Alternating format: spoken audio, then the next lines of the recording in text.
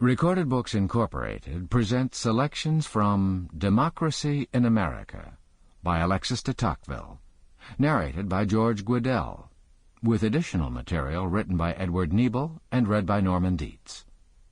This performance is copyrighted 1992 by Recorded Books Incorporated. Year 13 of the Revolution, the First Empire stood incontestable in Europe. France's revolutionary conquests were consolidated.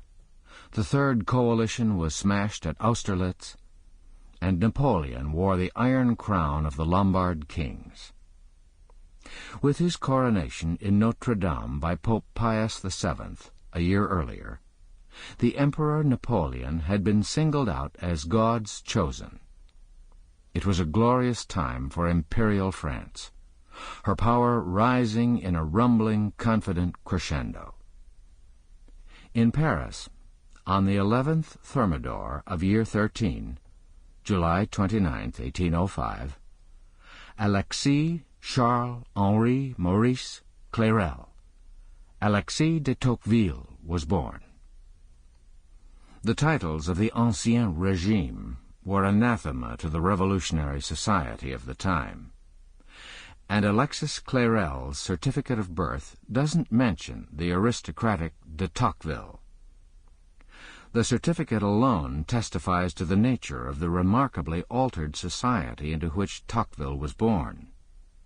The omission of any reference to his aristocratic origins, and the employment of the French Republican calendar. This calendar exemplifies the extremism of the Revolution. It was an attempt to effect a complete break with the past, and to forge a brave new world of the future, whose epicenter would be as profound as the birth of Christ. Year 1 was said to have started on September 22, 1792, the day of the proclamation of the First Republic, and the autumnal equinox of that year. The calendrical change was also aimed at destroying the power of the clergy and removing all Christian associations from the year. This latter goal could only succeed by abolishing the Gregorian calendar. Year 1, the radicals believed, marked man's severance from the chains of religious and feudal bondage, and the beginning of a new era of liberty, equality, and brotherhood. Unfortunately for many, this severance of the present from the past involved the severance of heads from bodies. Sample complete. Ready to continue?